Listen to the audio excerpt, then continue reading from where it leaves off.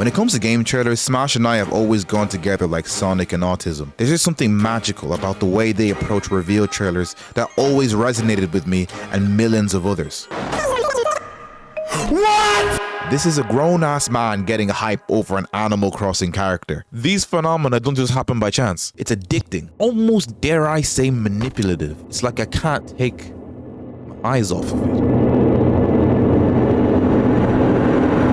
Why is that? What makes these trailers a global phenomenon for people to break shelves, monitors, and relationships over? How has Sakurai done this? Well, I think it's because Sakurai has money. This guy literally throws millions of dollars at these gaming companies to have the rights to program their characters into his game, because he knows the ingenious plan all these stupid CEOs signing the contracts don't. He recognizes the power he holds with this concept of this multiversal beat-em-up game with all these different characters from different universes coming together, okay? This is very powerful, and I want to reveal this ingenious plan and explain why Smash trailers just are the best cinematic experiences of all time.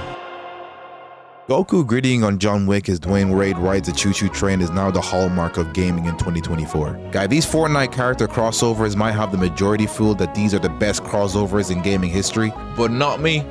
You guys believe that? You guys don't know Jack. You don't know Jack! You gotta Google the stuff that I experienced, okay? Over 15 years now, one game would crush the #1 spot in just how hyped these trailers would be. Trailers like Zelda, God of War, Assassin's Creed, Halo. They've never gotten the world to implode on itself the way Super Smash Bros. Has. I remember walking to school one day without a care in the world. Life was great. I had my friends, I had my girl, everything was bliss. And it wasn't until later that day I realized I had committed a cardinal sin. I walked into class and greeted my friends. What's up, boys? What's the story? What's up? What's up? What's up? What's up? How's everyone doing today? And they all looked at me with confused faces, as if I had obviously missed this huge announcement. I said, "Why are you guys looking at me like that?" And one of them stood up. He looked me dead in the eye. He said, "You don't know, do you?" I looked at him like, "Guy, know what?" And he revealed to take out his phone, show me the trailer, and say, "Joker's in Smash." The feeling of dread in my stomach at that moment is the #1 reason as to why these trailers are so monumental. The FOMO. We've seen characters from across the gaming sphere be added to the roster of fighters. Sephiroth, Piranha Plant, Steve from Minecraft. If Sakurai wanted you, then he'd get you. That anticipation watching a Nintendo Direct live to see just who the next fighter is akin to watching the fourth quarter of an NBA's match. You feel part of an army of fans across the world, and you can't take your eyes off of it for 1 second. It could be anybody. It could be you. Even if you didn't care about Smash, your favorite game character could show, and that's reason enough to watch, because the trailers are immaculate.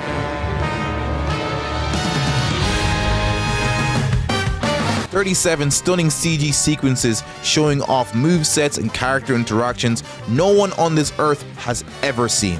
And each one of them were meticulously created and supervised by the creator of Smash, Sakurai. All to create the exact tone and narrative to have you on the edge of your seats. You don't believe me how hyped this can be? Let me set the tone for you to give you an example.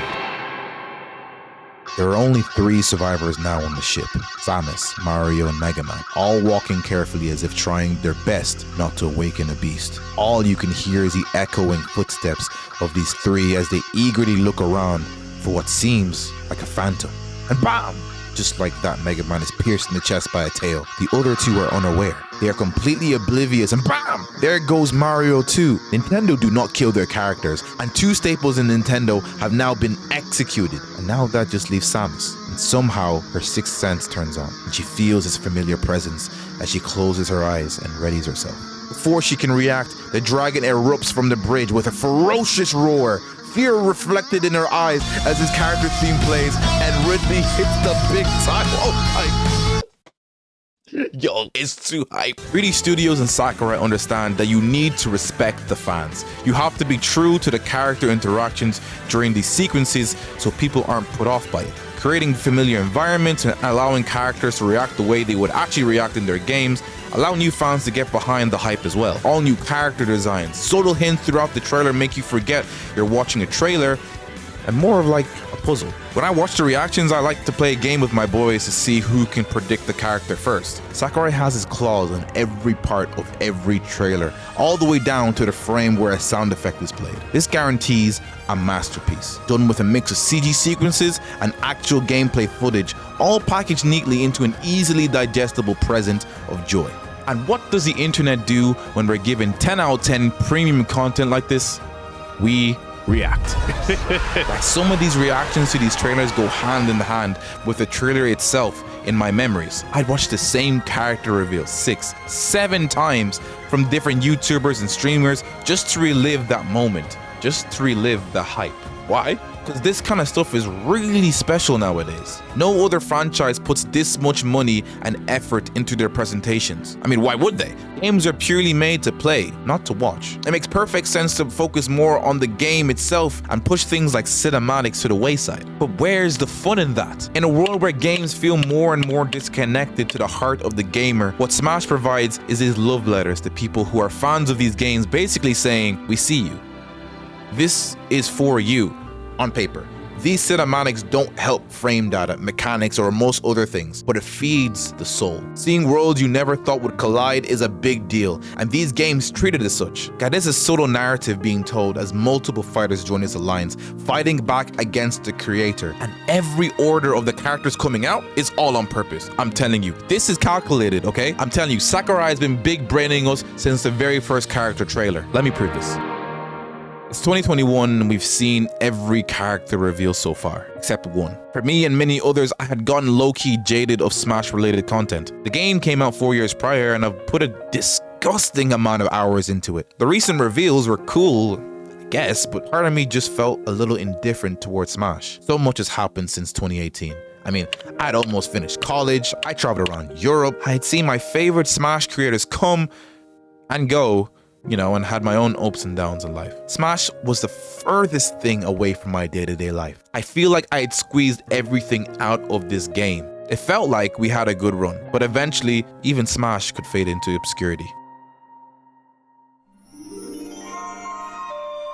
So imagine my surprise when I saw an ember of hope on my way home from school. A hope that made me visibly shout on the train and make me look like a crackhead. A hope that revived my love for this franchise and all it stood for. And what better character to represent this hope than Sora? This was it. We've been asking for this guy for so long, and he did it. Sakurai, you did it. You brought Sora into Smash. Oh my God, this felt like it was planned for years. Sora being the light that brings life back to the roster is poetic because by far he was the most requested character. That was somewhat reasonable, okay? We weren't getting Goku. And with that, my Switch was back on fire again. These trailers give a sense that this game feels grander than just a game. It's a movement, a celebration of so many genres in the gaming sphere, each propping each other up, showing off their personality, so maybe, you know, a new fan would feel intrigued and look into what they got going on. It brings communities together. I mean, you know, where else would you see a bunch of competing companies come together and give off a piece of themselves into this big bubble of a beat-em-up game and actually cooperate and prop each other up? I don't see it anywhere. Officially, no matter how many clones and inspirations of Smash come out, I'm confident in saying no other game, no other franchise will be able to capture the hearts of millions of people across the world with their trailers. I mean, this is the only time people can ask me why I play a certain character in a game. A legitimate response is, I don't know. I mean, he looked cool in the trailers. As the gaming industry moves on, focusing on trailers that have the most realistic graphics and pumping out 60 sci-fi shooters with no personality every single year, I'm glad this franchise exists because it shows off if you really want people to care about something, and I mean truly care about something, you need to create a narrative and a movement that brings people together. And in this case, a brotherhood. Super Smash Brothers Brotherhood, you know? It's